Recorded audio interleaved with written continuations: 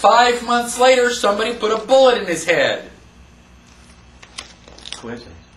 Just a pure coincidence, I'm sure.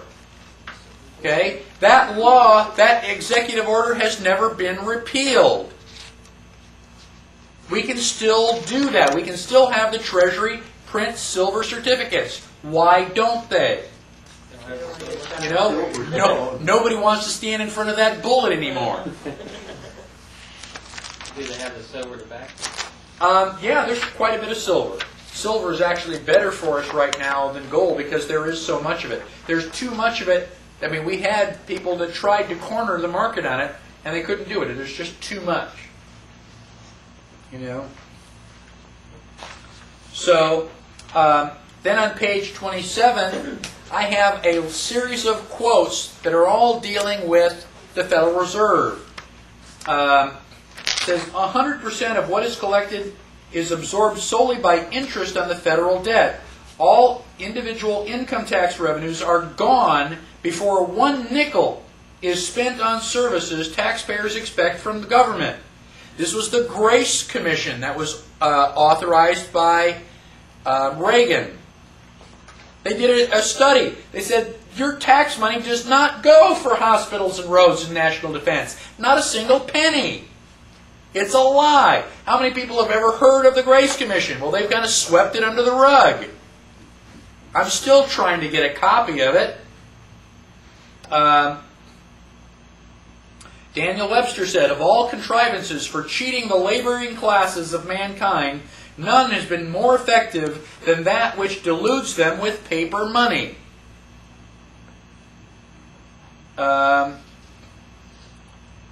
Thomas Jefferson said, if the American people ever allow private banks to control the issue of their currency, first by inflation and then deflation, the banks and corporations that will grow up around them will deprive the people of all property until their children will wake up homeless on the continents their father conquered.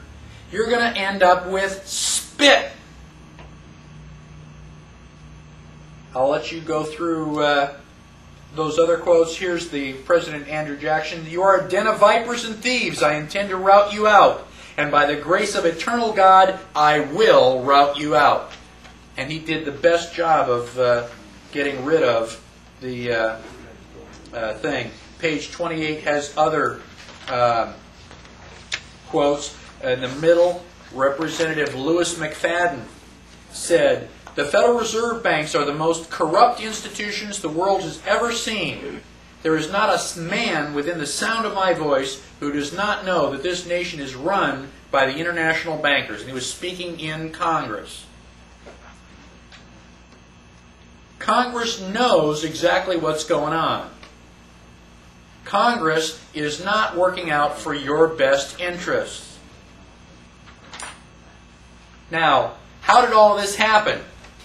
In 1913, the Federal Reserve Act was written, and the Federal Reserve started printing money. They were loaning money to the United States. We were obligated to pay our debts, our interest, in gold. We'll give you this paper. You have to pay us in gold. That happened for 20 years. In 1933, the United States went bankrupt.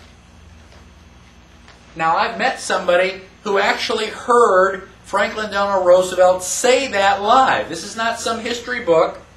This is a person who heard it for himself.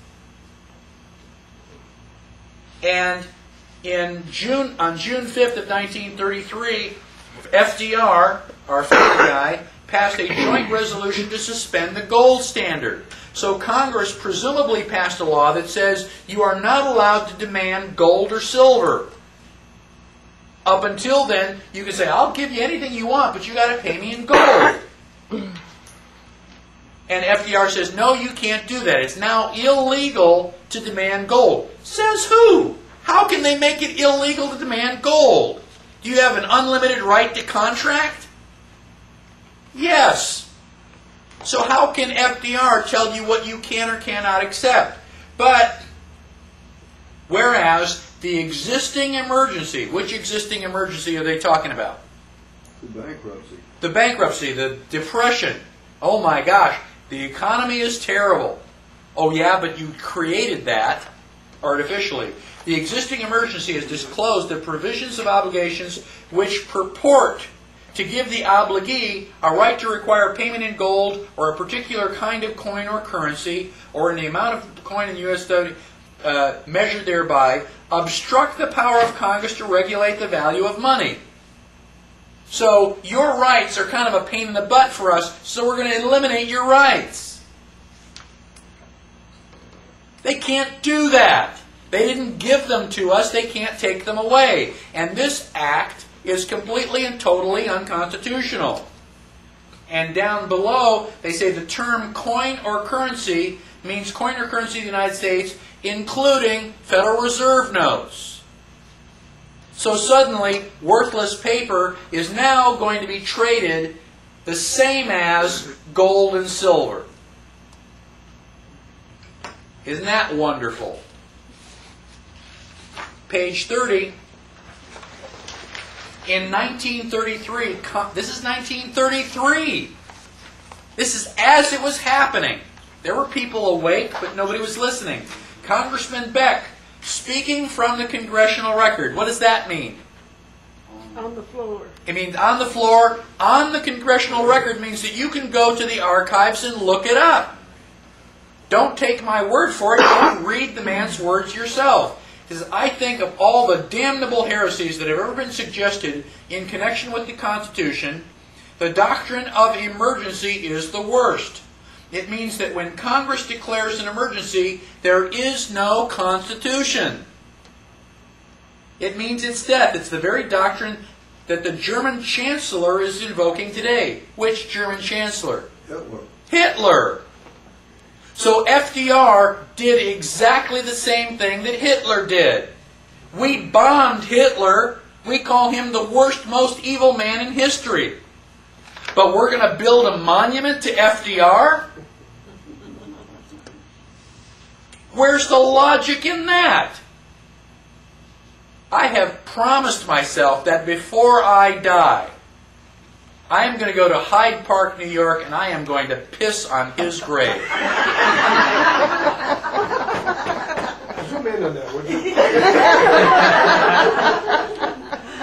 It says Chancellor Hitler is at least frank about it.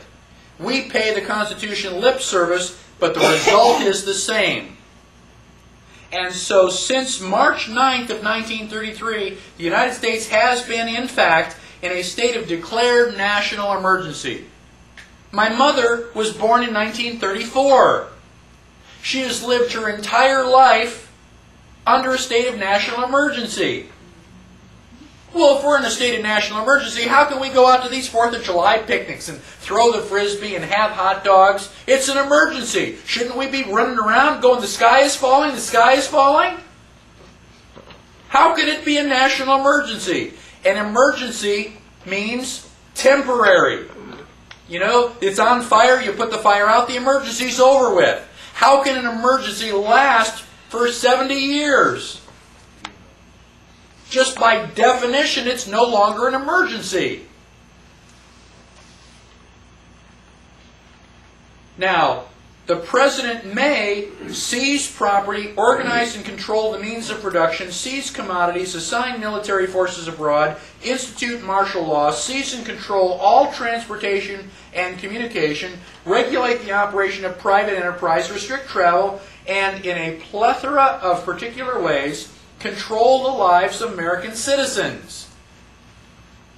Don't you feel special? And they have been renewing that emergency. I guess in 1970 sometime they said, wait a minute, you can't have an emergency that lasts that long. The President has to reallocate that emergency every 2 years. And they do. Start writing Freedom of Information Acts and asking about all that. We need a president that's willing to say the national emergency